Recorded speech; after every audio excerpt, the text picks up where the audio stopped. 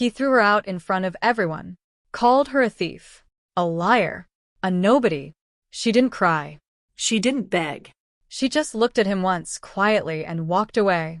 But 3 days later, when his men found what she had left behind, the most powerful man in the city couldn't speak. And everyone who watched him mock her witnessed something they would never forget. The ballroom of the Grand Harayan Hotel was not a place for ordinary people. Every chandelier cost more than most families earned in a year. Every guest wore a name that carried weight, political weight, financial weight, the kind of weight that could crush a person without even trying. And at the center of it all stood Kang Jiwon, 35 years old, chairman of the Kang Group, a conglomerate that touched everything from real estate to shipping to private defense contracts. The kind of man whose phone calls were returned within minutes, no matter what time zone the other person was sleeping in. He stood near the tall glass windows overlooking the city, holding a glass of aged whiskey he hadn't touched. His jaw was set. His eyes were moving slowly across the room, not with admiration, but with the practiced discipline of a man who never fully trusted anyone in a crowd. People called him cold. His inner circle called him precise. His enemies called him something far worse, and they said it quietly, in rooms they believed he couldn't hear. He always heard. Tonight was the annual charity gala for the Kang Foundation. On the surface, it was about donations, about children's hospitals and scholarship funds. In reality, it was about visibility, about who showed up, who sat where, and who whispered to whom across the carefully arranged dinner tables. Jiwon had built this world. And he had learned a long time ago that beauty in a room like this was almost always a performance. Almost. She came in through the service entrance. Her name was Mia, though very few people in that ballroom would ever think to ask. 25 years old. Dark hair pulled back neatly. A simple black uniform 2 sizes too large for her small frame. She was a last-minute replacement for one of the catering staff, called in that afternoon by the agency, because someone had canceled. She had almost said no. Her younger brother, Sue, had been running a fever for 2 days. Their apartment was small, 1 bedroom, cracked ceiling, a window that didn't close all the way. She'd been awake most of the previous night, pressing a cold cloth to his forehead, watching his chest rise and fall, counting breaths the way a person does when they are deeply, quietly afraid. But the rent was 3 weeks late, and the agency had told her this gala paid double. So she'd kissed Sue's forehead, told him she'd be back before midnight, and taken the bus across the city with her worn canvas bag on her shoulder. She did not look up when she entered the ballroom. She had learned, in years of service work, that looking up too much made people uncomfortable, that invisibility was a kind of armor. You moved quietly. You refilled glasses before they were empty. You smiled when spoken to. You did not exist when you were not needed. She was very good at not existing. The first hour passed without incident. Mia moved through the crowd with careful precision, balancing a silver tray of champagne flutes. She noticed things, the way the older men in the corner spoke without moving their lips too much, the way a woman in a red dress laughed at things that weren't funny, the way the servers from the regular staff gave each other small, exhausted looks when the guests turned away. She noticed the man by the window, too. It was impossible not to. He stood differently from everyone else, not louder, not more decorated, but somehow more still, like the room moved around him instead of with him. She'd overheard one of the other servers whisper his name, Kang Jiwon. She didn't know much about him beyond that. She didn't follow business news. She didn't have time. She looked away and kept moving. It happened near the East Corridor, just past the string quartet. A guest, older man, red face, the particular unsteadiness of someone 4 drinks past his limit, reached out as Mia passed and grabbed her wrist. Not gently. The tray tilted. She caught it, barely, but one glass slid and shattered on the marble floor. The sound cut through the nearest conversations like a small stone through still water. "Watch what you're doing," the man slurred, not releasing her wrist. "I'm sorry, sir," Mia said, keeping her voice completely even. "I'll clean it up right away." "You spilled on my shoe." She looked down. She hadn't, but she said, "I'm sorry. Let me get something to. These are Italian leather. Do you have any idea?" "Mr. Pei." A voice. Quiet. Carrying. The drunk man turned. And something in his expression changed immediately. The way a man's face changes when he suddenly remembers where he is and who is watching. Kang Jiwon had crossed the room. He stood close now, not quite between them, but nearly. His eyes moved to the man's hand on Mia's wrist and stayed there for exactly 2 seconds. The hand released. "I believe your wife is looking for you," Jiwon said. It wasn't a suggestion. The man straightened, muttered something, and walked away. Mia exhaled slowly. She crouched down to begin collecting the broken glass with her bare hands. The fastest way. The most invisible way. "Don't," Jiwon said. Not unkindly. "You'll cut yourself." She looked up at him. He was already signaling to one of the floor managers. "Thank you," she said quietly. He looked at her for a moment.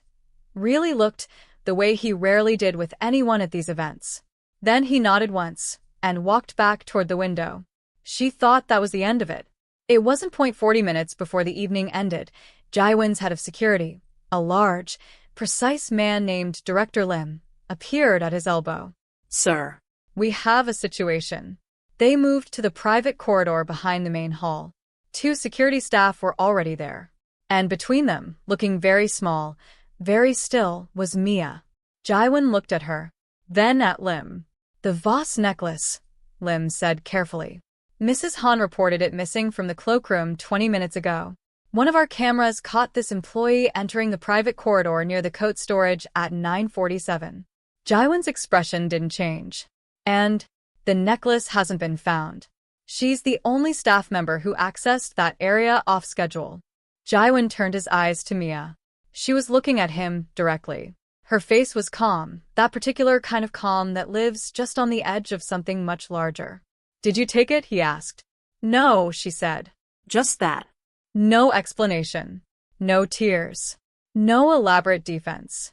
Something about that stillness bothered him, but not in the way he expected. It didn't feel like the practiced calm of someone managing a lie. It felt like something else entirely. Like exhaustion. Like a person who had been accused of things before and had learned that defending yourself loudly only made people more certain you were guilty. But Jiwon was not a man who worked on feelings. He worked on evidence. And the evidence, right now, was circumstantial but present. "Check her bag," he said. The canvas bag was brought out.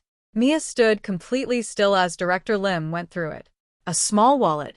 A bus pass. A folded piece of paper. A child's drawing. Crayon on notebook paper. A wobbly figure that might have been a person, or might have been a tree. A small plastic bag with 2 white pills, the kind you buy at a convenience store for fever. And a single tangerine. No necklace. Jiwon looked at the items laid out on the table. His jaw tightened almost imperceptibly. Lim cleared his throat. "Sir, she may have passed it to." "I know what she may have done," Jiwon said quietly. He looked at Mia again.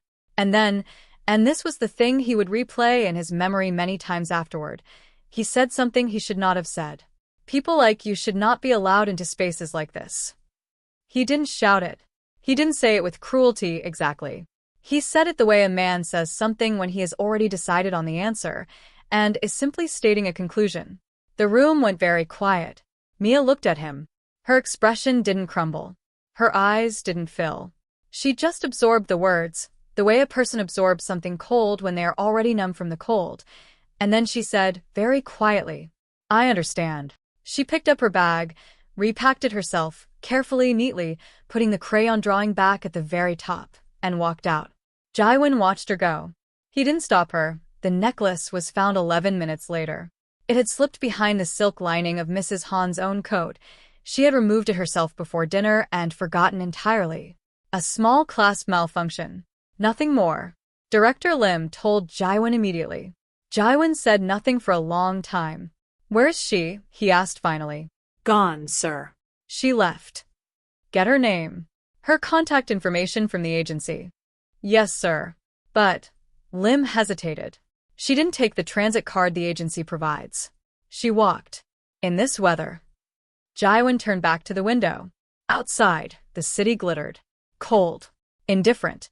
Beautiful in the way that things are beautiful when they don't care about you. He thought about what he'd said. People like you should not be allowed into spaces like this. He was not, by nature, a man who second-guessed himself. He had built an empire on the discipline of decision. But standing there with his untouched whiskey, something settled into his chest that he didn't have a name for yet. Her name was Mia Seo, 25 years old, single, no criminal record, not so much as a parking violation. Registered carer for one dependent, Seo Min-jun, age 9. Brother. Currently enrolled at Bacon Primary School. Current registered address, room 4, 17, Chungsen Lane. One of the older residential blocks in the Dabong district. 3 active loans. No defaulted payments. Not a single one.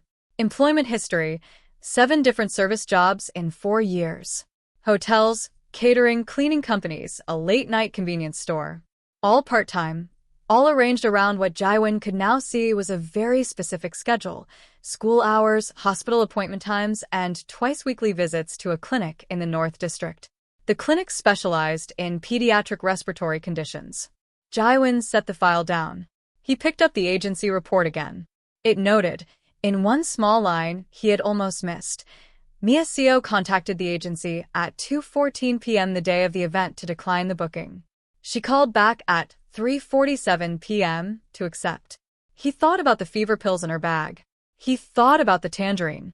He thought about the way she had repacked her bag, carefully, neatly, the child's drawing placed gently on top. He closed the file. He did not sleep well that night. He didn't send someone. That surprised even him. He went himself, the next morning, in an unmarked car. No security.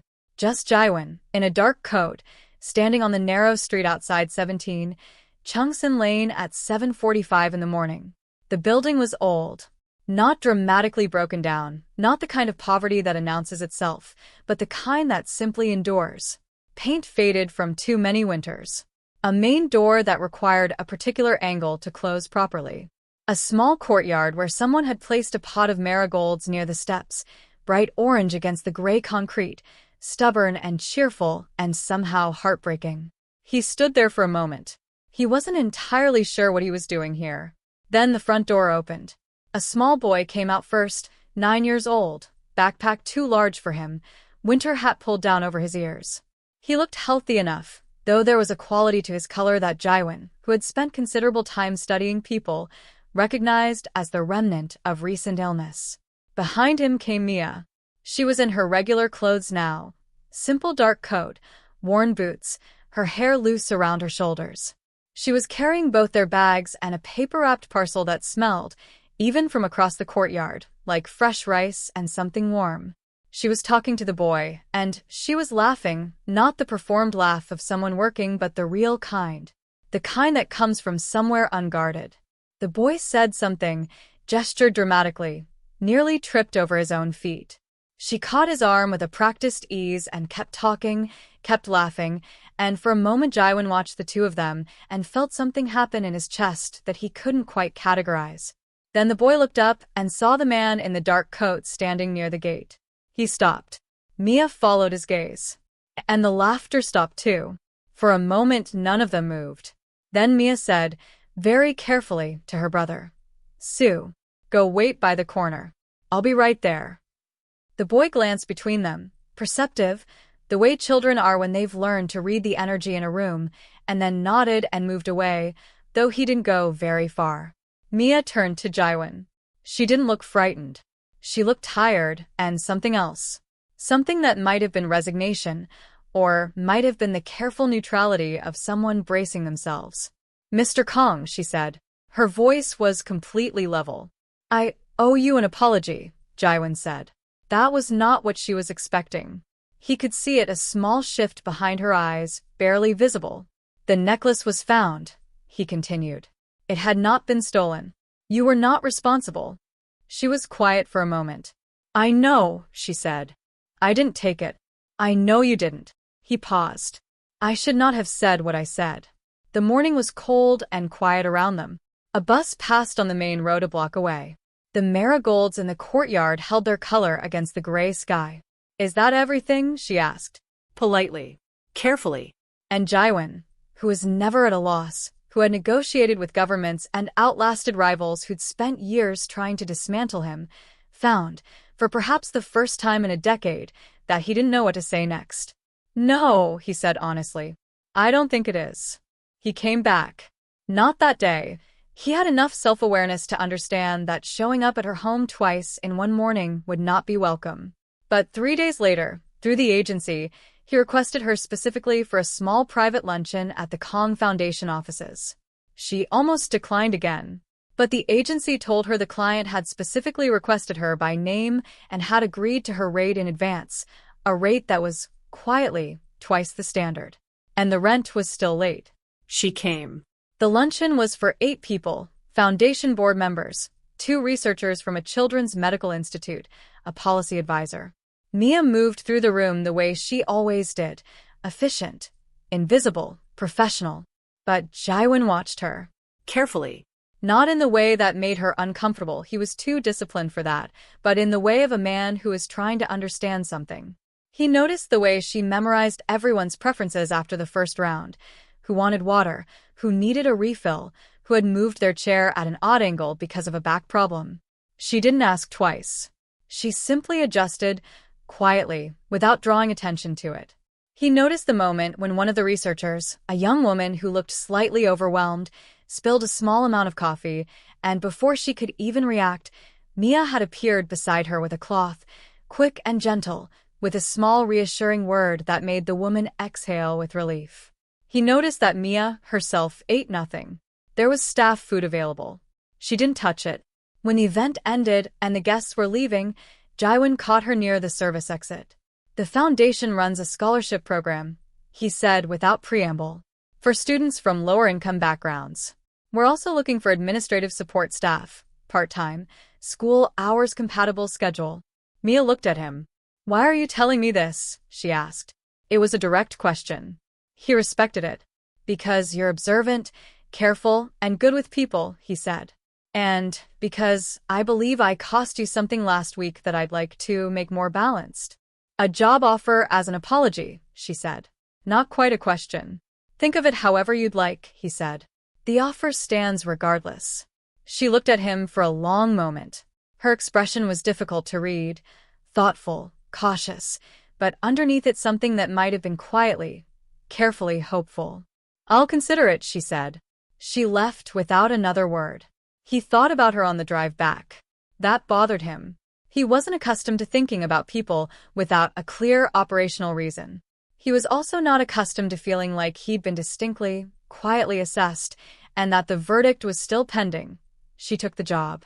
Part-time administrative coordinator, Kang Foundation Education Department. School hours compatible. Benefits included. Her first day was a Thursday. She arrived exactly on time.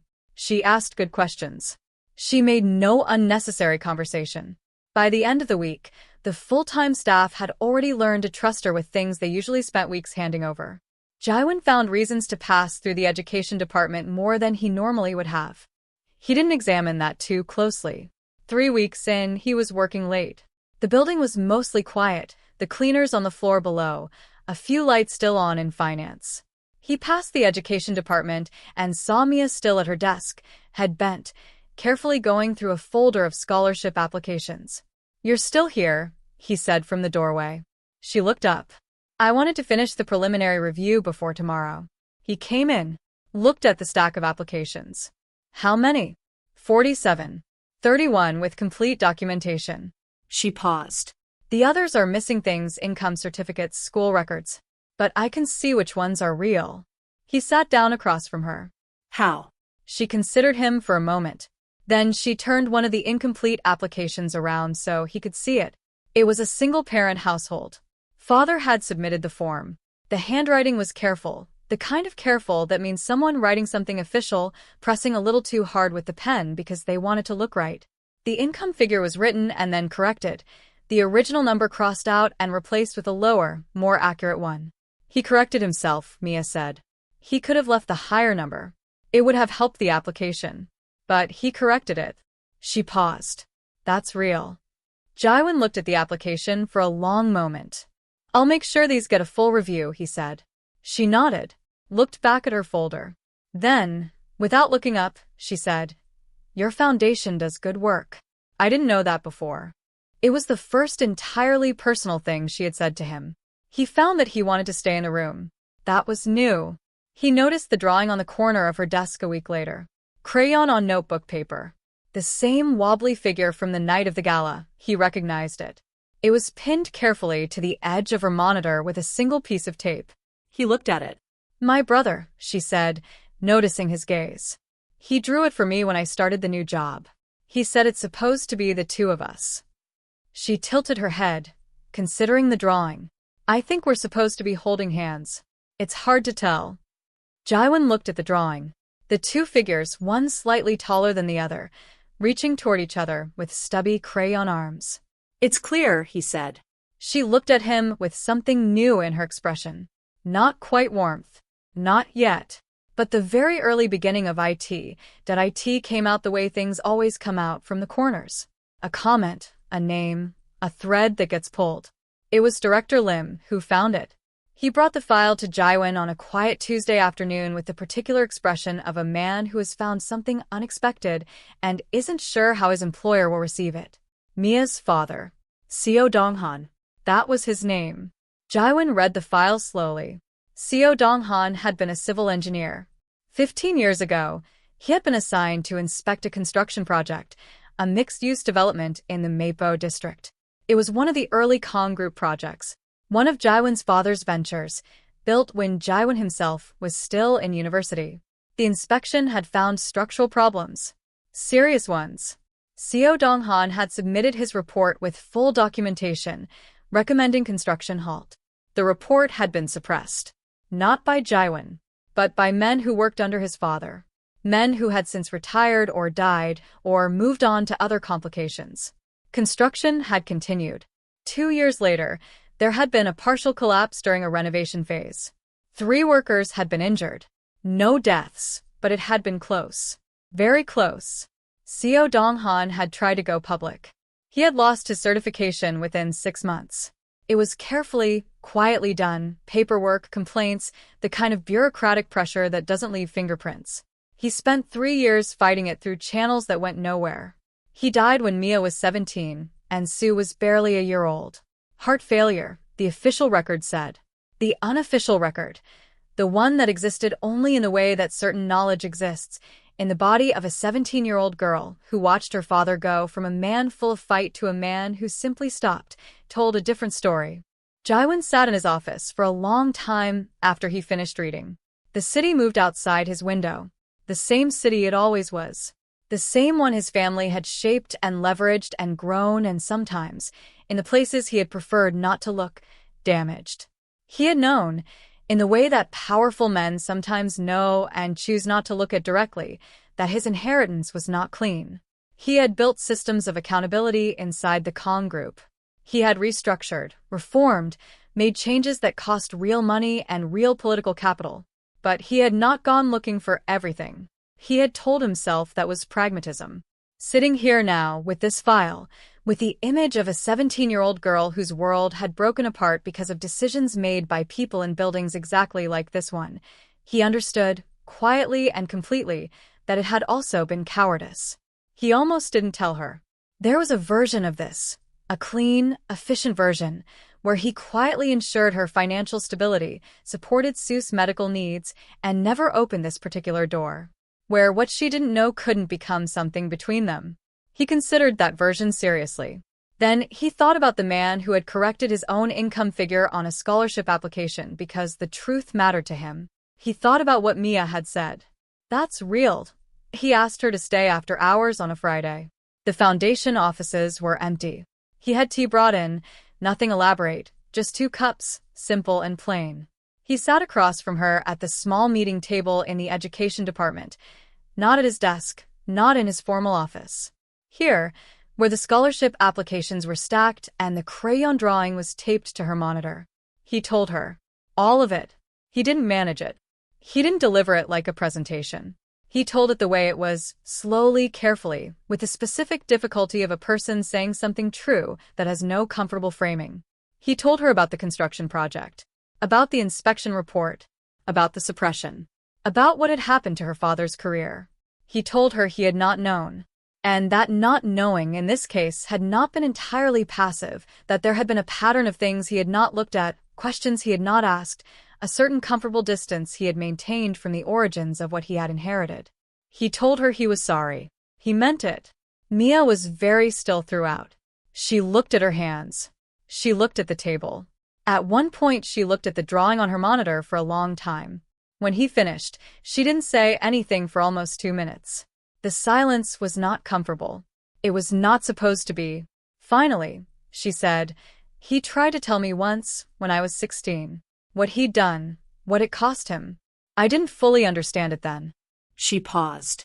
I think I always knew that someone had done this to him. I just never thought I'd be sitting across from. She stopped. Across from the family that did, Jiwon said quietly. Across from someone who told me, she said. And her voice was complicated.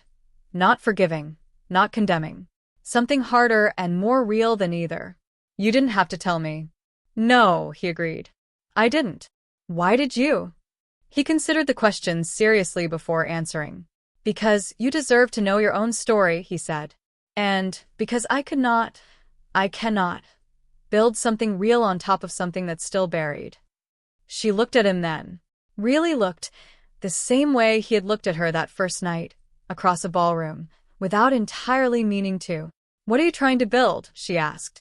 He held her gaze. I'm not sure yet, he said honestly. But I know I want you in it. She didn't forgive him that night. She was honest about that, which he respected. She told him she needed time. Not for the job, which she wanted to keep because it was good work and she was good at it and Seuss medical bills were real, but for the rest of it. For the weight of what he'd told her. For the particular complexity of learning that the man who had looked at you in a ballroom and said people like you don't belong here was also, in a different chapter, entangled with the story of everything you'd lost. That's fair, he said. And he meant that too. What changed was gradual. Not dramatic. Not a single moment. It was the Tuesday he noticed she'd reorganized the scholarship review system in a way that saved the team 6 hours a week, and hadn't mentioned it to anyone, had simply done it. It was the Thursday she arrived to find a small package on her desk. Seuss medical specialist had received a full scholarship grant for continued treatment, funded through the Foundation's Children's Health Program. No note. No announcement. She didn't ask him about it directly, but that afternoon, passing in the hallway, she looked at him and said, quietly, "Thank you." He said, "The grant system needed expanding anyway." She almost smiled. Sure. It was the evening he was still at his desk at 9 p.m., and she appeared in his doorway with 2 cups of tea, the same simple kind he'd ordered on that Friday, and sat across from him and said, "Tell me something about yourself that isn't in a business profile." He thought about it for a long moment. "I can't sleep when it rains," he said. "I get up and work, but what I'm actually doing is listening to the rain. I've just never admitted that's what I'm doing." She was quiet for a moment. "Sue says rain sounds like the city breathing," she said. "I used to think that was strange. Now I think he might be right." They sat with that for a while. Neither of them left for another hour. It was the night the funding committee almost cut the low-income scholarship program, a budget decision, presented as pragmatic, backed by 3 board members who believed the numbers more than the names. Mia presented the countercase. She had prepared it herself, on her own time, over 2 weeks. 47 case studies. Real names, with permissions. Real outcomes, changed trajectories, families affected, compound generational impact modeled over 20 years. She stood in front of the full board of the Kang Foundation, and she was not nervous. She was clear. She was precise. She was, in the room where Kang Jiwon had spent years being the most formidable person present, simply better than everyone else. The vote came back 5-1 in favor of expanding the program. Jiwon voted with her. He would have, regardless. But he hadn't needed to do much. She had already won the room. Afterward, in the empty boardroom, he said, "Where did you learn to do that?" "Survival," she said simply. He nodded. "For what it's worth," he said, "I think your father would have done it the same way." She was quiet for a moment. Then she said, "That's the kindest thing anyone has said to me in a very long time." It happened in October. The Kang Foundation annual event, a smaller one this year, intentionally. Mia had helped organize it. The catering staff were people from the same agency she had come from. She had made sure of that and made sure they were treated properly and made sure there was staff food that was actually good, served warm, and that no one was expected to be invisible. Jiwon had watched her do all of this without comment. But he had watched. At the end of the evening, when the guests were gone and the staff were wrapping up, Mia stood near the tall windows overlooking the city, the same windows where he had stood a year ago with an untouched glass of whiskey, watching a room he didn't fully trust. He came to stand beside her. The city was the same. Cold. Glittering. Indifferent to most things and most people. "I used to hate this view," she said. "Why?" "Because it looked like a world that had nothing to do with me." She paused. "It still kind of does. But it feels different now." He looked at her profile, the line of her jaw, the way she held herself, that quality of stillness that had struck him the first time and had turned out to be something entirely different from what he'd initially read it as. "Different how?" he asked. She turned to look at him. "Like maybe I'm allowed to be part of it," she said. "Like maybe I've always been part of it, even when no one told me I was." He looked at her for a long moment. "You were always part of it," he said. "The city is built by people like your father, held together by people like you." He paused. "I just needed to learn how to see that." She was quiet. Then she said, "Jiwon." It was the first time she had used his name, without the title. He felt it. "Yes," he said. "I think I'd like to stop keeping so much distance," she said carefully. If the offer, whatever you meant by it that night, is still." "It is," he said. Immediately. Fully. She exhaled. Small smile. The real kind. The same one he'd seen in the courtyard with her brother. Unguarded and honest. "Okay," she said. He reached out, slowly, giving her every opportunity to set the terms, and took her hand.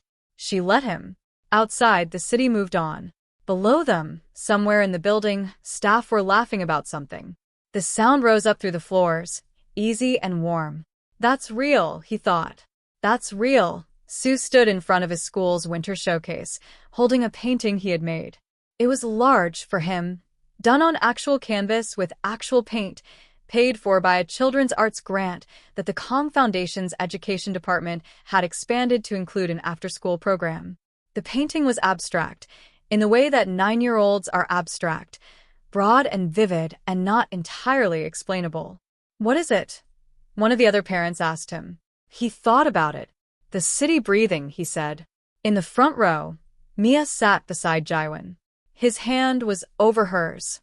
She was watching her brother with that look on her face, the unguarded one, the real one, and Jiwon was watching her with the particular expression of a man who has made many calculations in his life and knows, without any doubt, that this is the one that matters most. The crayon drawing still lived on her desk at the foundation. He had never asked her to take it down. She never did. Some people enter the world as a whisper. They don't announce what they carry. They don't ask for recognition. They simply keep going, for the ones they love, against the weight of everything, with a tangerine in their bag and a child's drawing on their heart. And sometimes, if the world is paying attention, if just one person in that glittering, indifferent city chooses to look and then chooses to see, everything changes. Not with a dramatic gesture. With a corrected number, with a cup of tea, with a name used without the title, with a hand taken slowly in the dark.